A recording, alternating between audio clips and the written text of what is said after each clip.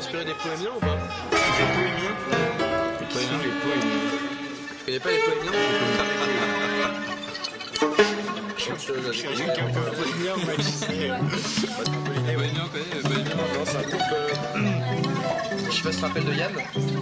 Yann? Cheveux blancs, qui faisait la cuisine un peu ici, qui était un petit peu. Qui maintenant est parti sur la route pour prêcher la bonne parole.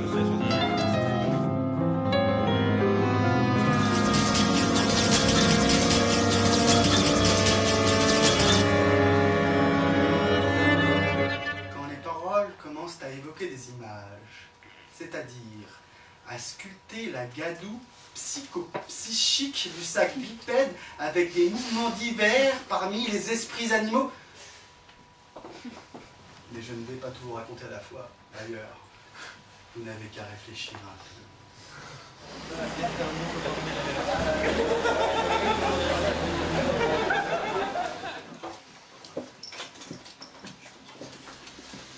Un noyer, dénommé Noyau, tomba dans l'eau comme une enclume par un soleil de clair de lune. Commentaire: il aimait trop l'eau. Or, tous les noyaux aimaient l'eau, mais ils restaient à la surface pour faire voir leur belle face, tout en cachant l'envers qui, dit-on, n'est pas beau.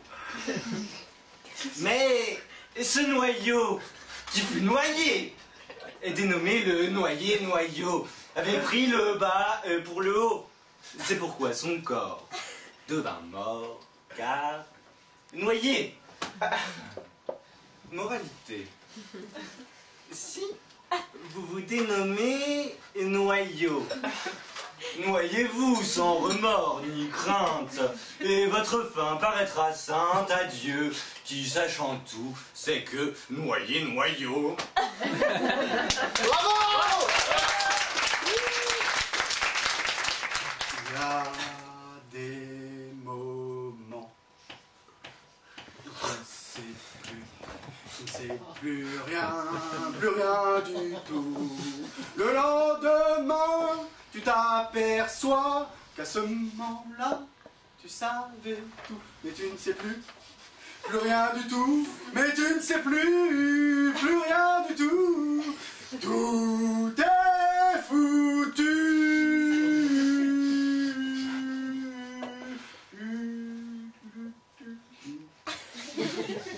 Fleurs mouillées, la fatigue des sommeils d'oiseaux.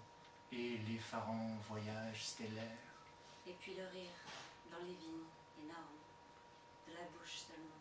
Quand les yeux restent fixes, la girouette marque le nord.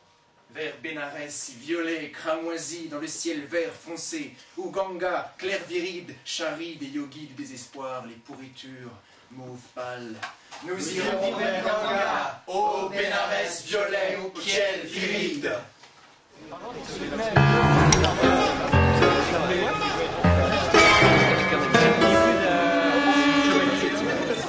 Maybe we have a computer qui relie ça à Pierre. We have a computer, so we will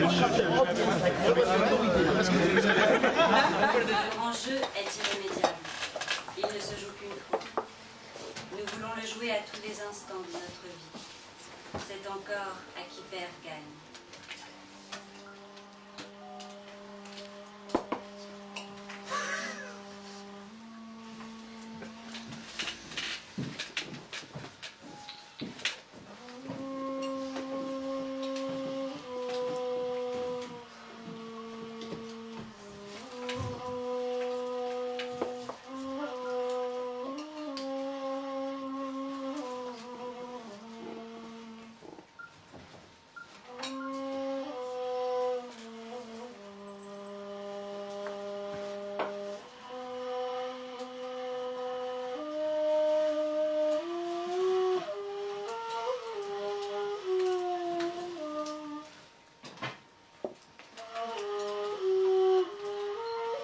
À l'Orient pâle, où les terres agonisent,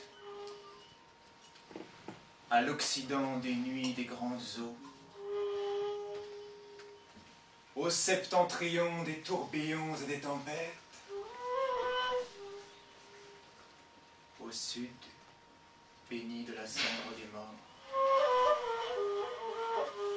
Devant les quatre faces bestiales de l'horizon, devant la face du taureau, devant la face du lion, devant la face de l'aigle, devant la face d'homme inachevé toujours et sans trêve, pétri par la douleur de vivre, au cœur de la colombe,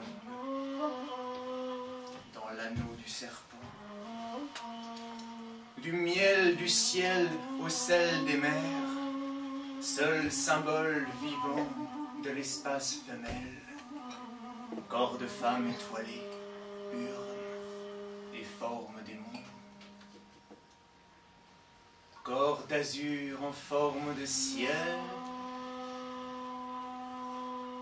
territoire fantôme des enfants de la nuit, lieu de l'absence, du silence et des ombres. Tout l'espace, ce qui l'enserre, est un trou noir dans le blanc plein, comme la caverne des mondes. Tout le corps de la femme est un vide à combler. L'aube froide des ténèbres pâles inonde les pôles du ciel et de la chair. Des courants souterrains de la chair et des astres, au fond des corps de terre, les tremblements de terre et les failles où vont les volcans du délire tonner. Hantée sur le trépied, celle qui hurle, la bouche mangée par l'amertume de la flamme en laurier de gloire, écume de la colère des mers. La femme à chevelure d'orage, aux yeux d'éclipse, aux mains d'étoiles rayonnantes, à la chair tragique, vêtue de la soie des frissons, à la face sculptée au marbre de l'effroi, aux pieds de lune et de soleil, à la démarche d'océan, aux reins mouvants de vive houle, amples et palpitants. Son corps est le corps de la nuit, flamme noire et double mystère de son inverse identité qui resplendit sur le miroir des grands yeux. Visitation blême au désert de l'amour. Prophétesse au regard de cristal, que les oreilles de ton cœur entendent rugir les lions intérieurs du cœur. Le grand voile de brume rouge et la rumeur du sang brûlé par le poison des charmes. Et les prestiges du désir, suscitant au détour de ta gorge nocturne la voracité des vampires. Danse immense des gravitations nuptiales, aux palpitations des mondes et des mers, au rythme des soleils, du cœur et des sanglots, vers le temple perdu dans l'abîme oublié, vers la caverne médusante qu'enfanta l'ombre panique dans la première nuit du monde. Voici l'appel, la trombe et le vol des semences. L'appel au fond de tout, du centre souterrain. Danseuse unissant la nuit à l'eau mer, végétale unissant la terre au sang du ciel, comme hanté reprend vie au contact de la terre, le vide reprend vie au contact de la chair. Je viens dans ton sein accomplir le rythmique retour au pays d'avant-naître, le signe animal de l'extase ancienne. Je viens dans ton sein déposer l'offrande du baume et du venin, aveugle, anéanti dans les caves de l'être. Mais qui saurait forcer le masque de ta face et l'opaque frontière des peaux, atteindre le point nul en soi-même vibrant, au centre le point mort et père des frissons roulant à l'infini leurs ondes circulaires, tout immobile, au fond du cœur, l'astre absolu, le point vide, support de la vie et des formes qui deviennent, selon le cercle des tourments, le secret des métamorphoses aveugles. D'où vient l'espoir désespéré d'amour dans une double absence, au sommet foudroyé du délire?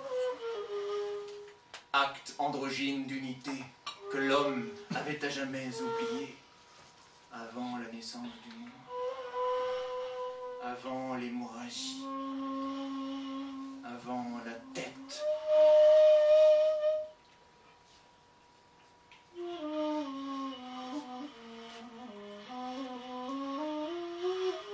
Parole du Tibet, il est dit qu'autrefois, errant et perdu dans l'informe, éparse dans l'obscurité, la pauvre ombre sans graisse du mort, la bouche pleine de terre dans le noir sans mémoire tourbillonne, il fait froid.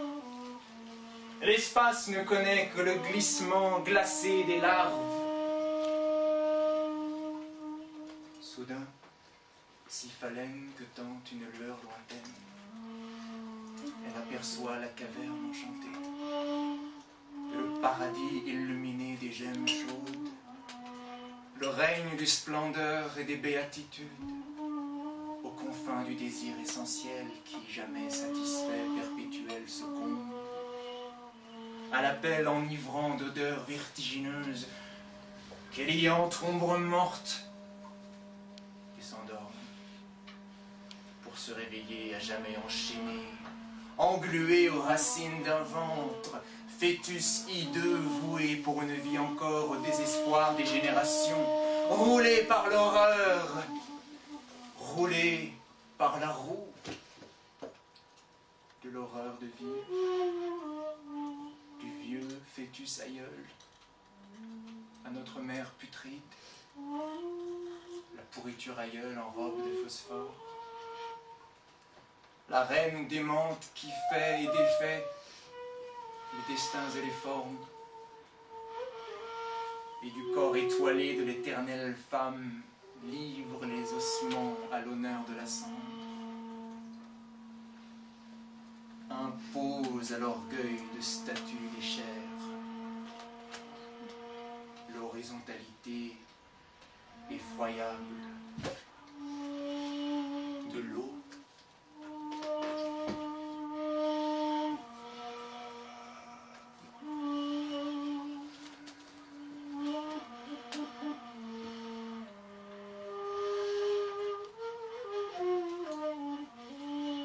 Impose à l'orgueil de statue des chairs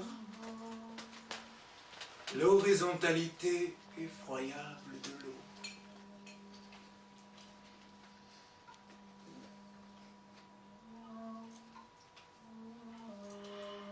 Effroyable de l'eau.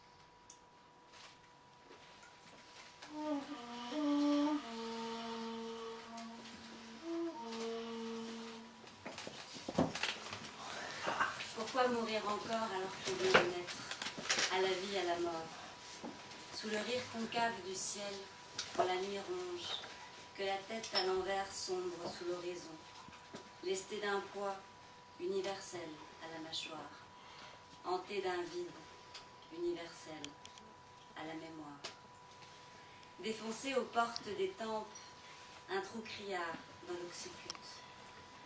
L'imagination peuplée de rêves roses qui s'ébattent aux marées implacables du sang et de l'eau. Les yeux crevés, retournés, qui se perdent au vertige sans fond de leurs tunnels internes. Et déjà les cils grandissent et blanchissent.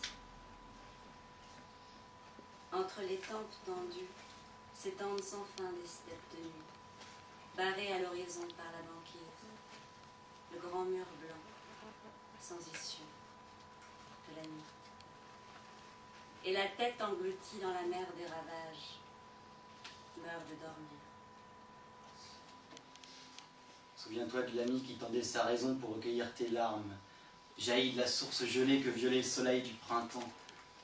Souviens-toi que l'amour triompha quand elle et toi, vous sûtes vous soumettre à son feu jaloux, priant de mourir dans la même flamme. Mais souviens-toi qu'amour n'est de personne, quand ton cœur de chair n'est personne, que le soleil n'est ta personne. Rougis en regardant le bourbier de ton cœur. Souviens-toi des matins où la grâce était comme un bâton brandi par les chemins qui te menaient soumis. Heureux le bétail sous le joug. Et souviens-toi que ta pauvre mémoire, entre ses doigts gourds, laisse affiler le poisson d'or. Souviens-toi de ceux qui te disent « Souviens-toi ». Souviens-toi de la voix qui te disait « Ne tombe pas ». Et souviens-toi du plaisir douteux de la chute. Souviens-toi, pauvre mémoire mienne, des deux faces de la médaille et de son métal unique.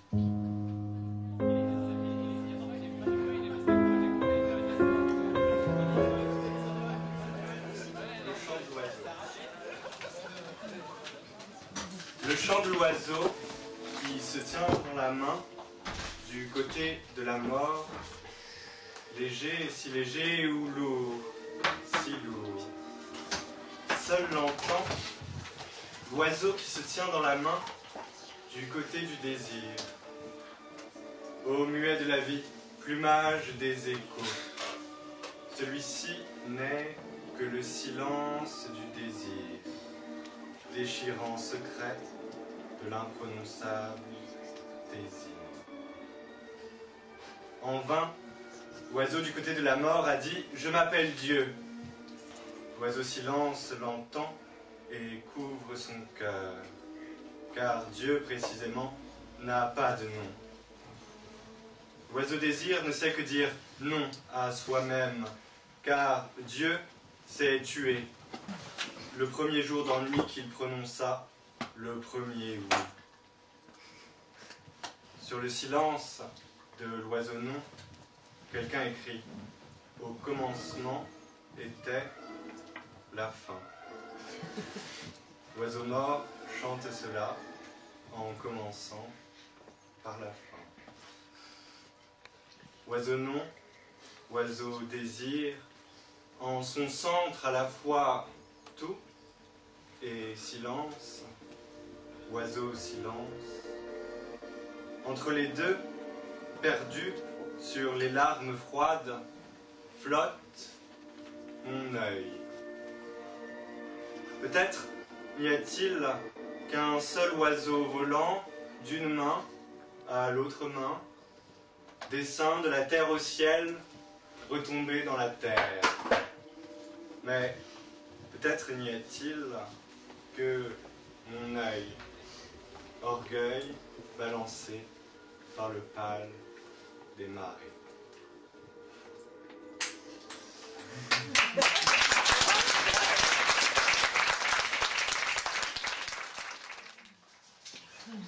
D'un fruit qu'on laisse pourrir à terre, il peut encore sortir un nouvel arbre.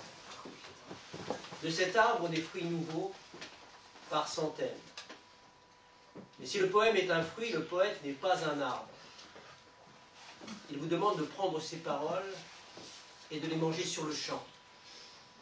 Car il ne peut, à lui tout seul, produire son fruit. Il faut être deux pour faire un poème. Celui qui parle est le père. Celui qui écoute est la mère. Le poème est leur enfant. Le poème qui n'est pas écouté est une semence perdue. Ou encore, celui qui parle est la mère. Le poème est l'œuf. Celui qui écoute est fécondateur de l'œuf. Le poème qui n'est pas écouté devient un œuf pourri. C'est à cela que songeait un poète dans sa prison. C'était dans un petit pays qui venait d'être envahi par les armées d'un conquérant. On avait arrêté le poète parce que dans une des chansons qu'il chantait sur les routes, il avait comparé la tristesse qui rongeait jusqu'à l'os la chair de son corps avec la fumée meurtrière qui avait brûlé jusqu'au roc la terre de son village. Demain, à l'aube, il sera pendu. Mais on lui a fait cette grâce qu'avant de mourir, il pourra dire devant le peuple un dernier poème. Il se disait dans son cachot, jusqu'ici je n'ai fait que des chansons pour amuser. Ce sera mon premier et mon dernier poème. Je leur dirai, prenez ces paroles, qu'elles ne soient pas une graine perdue. Couvez mes paroles, faites-les croître, faites-les parler. Et que leur dirai-je ensuite? Je n'ai qu'un mot à dire, un mot simple comme la foudre. Un mot qui me démange, un mot qui me dévore. Un mot qui me gonfle le cœur. Un mot qui tourne dans ma tête comme un lion en cage. Ce n'est pas une parole de paix, Ce n'est pas une parole facile à entendre, mais elle doit mener à la paix. mais elle doit rendre toute chose facile à entendre pourvu qu'on la prenne comme la terre reçoit la graine et la nourrit en la tuant. Quand je serai pourri dans quelques jours, que de ma pourriture sorte un arbre à parole. Non pas des paroles de paix, Non pas des paroles faciles à entendre. mais des paroles de vérité. Et ensuite, que leur dirai-je? Je n'ai qu'un mot à dire, Un mot aussi réel que la corde qui me pendra. un mot qui me démange, Un mot qui me dévore. Un mot que le bourreau même pourra comprendre. Et j'ouvrirai la bouche, Je dirai le mot, je fermerai la bouche. et ce sera tout. Dès que j'aurai ouvert la bouche, on verra rentrer sous terre Les fantômes et les vampires et tous les voleurs de paroles.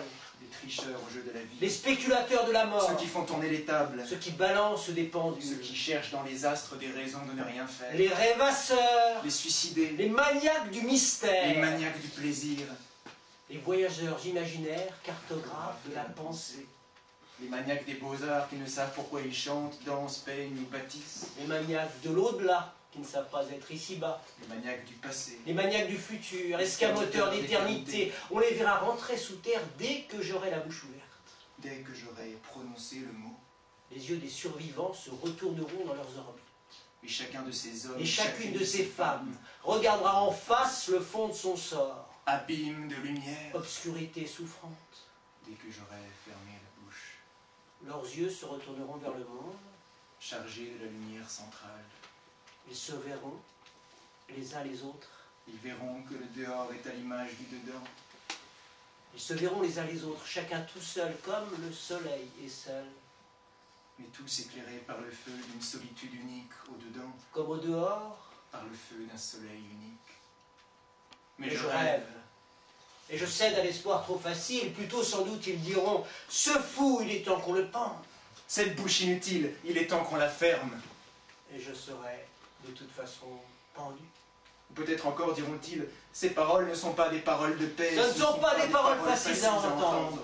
Il n'est que temps pour le pendre. Ce sont des paroles de démons. Et de toute façon, je serai pendu. Eh bien, je leur dirai, Vous n'avez pas beaucoup plus longtemps à vivre que moi. Je meurs aujourd'hui. Et vous, la semaine prochaine. Mais notre misère est la même. Mais notre grandeur est la même. Mais ils croiront que ce sont des paroles de haine. Ces malheureux sont tellement sûrs d'être immortels. Et je serai, de toute façon, pendu. Que leur dirai-je? Je leur dirai bien. Réveillez-vous! Je ne saurais pas leur dire comment faire, et ils diraient, Mais nous ne dormons pas. pendez, pendez cet imposteur. Et qu'on le voit cracher sa langue. Je serai De toute façon. pendu. Et le poète, dans sa prison, se frappait la tête au mur. Le bruit de tambour étouffé. Le tam-tam funèbre de sa tête contre le mur fut son avant-dernière chanson. Toute la nuit, il essaya de s'arracher du cœur le mot à prononcer. Mais le mot lui gonflait, grossissait dans sa poitrine et lui montait à la gorge et tournait toujours dans sa tête comme un lion en cage. Il se répétait, Je serai, de toute façon, pendu. Puis il essayait à nouveau. il recommençait le tam-tam sourd de sa tête contre le mur. Puis il essayait à nouveau. Il n'y aurait qu'un mot à dire, Simple. mais ce serait trop simple. Il dirait, Nous savons déjà. Pendez, pendez ce radoteur. ou bien il dirait, Il veut nous arracher à la paix de nos cœurs, à notre seul refuge en ces temps de malheur. il veut mettre le doute déchirant dans nos têtes, alors que le fouet dans l'envahisseur nous déchire déjà la peau. Ces paroles ne sont pas des paroles de paix. Ce ne sont pas des paroles faciles à entendre. Pendez, pendez ces malfaiteurs. Et de toute façon, je serai pendu. Que leur dirais-je? Le soleil se levait avec des bruits de bottes. Il fut mené les dents serrées vers la potence. Devant lui, ses frères. Derrière lui, ses bourreaux. Il se disait en lui-même Voici donc mon premier et mon dernier poème. un mot à dire. simple comme d'ouvrir les yeux. Mais ce mot me mange du ventre à la tête. Je voudrais m'ouvrir du ventre à la tête et leur montrer le mot que je renferme. Mais s'il doit passer par ma bouche, comment En franchira-t-il l'orifice étroit? ce mot qui me remplit? Alors il se tut. Une première fois. Sa bouche garda le silence. Une deuxième fois, Il il se tut. Son cœur se ferma. Une troisième fois, il se tut. Tout son corps devint comme un roc silencieux, Il était comme un rocher blanc, comme la statue d'un bélier devant un troupeau de moutons endormis. et derrière lui, les loups ricanaient déjà. On entendit des bruits de baïonnettes et d'éperons. Le délai Accordé prenait fin. sur son cou.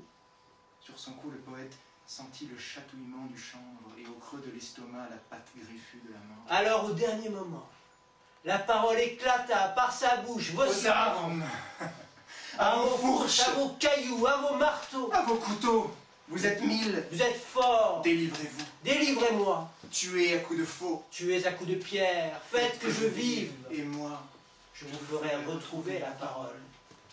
Mais ce fut son premier. et son dernier poème. Le pape était déjà bien trop terrorisé. Et pour avoir trop balancé pendant sa vie, Le poète se balance encore après sa mort.